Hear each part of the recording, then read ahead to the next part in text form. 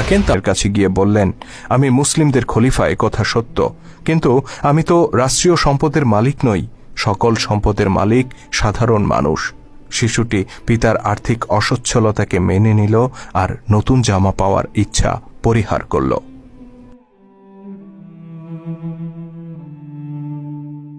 খলিফা হিসেবে দায়িত্ব নেয়ার পর থেকেই হযরত ওমরের সংসারে নেমে এসেছিল অভাব অনটন।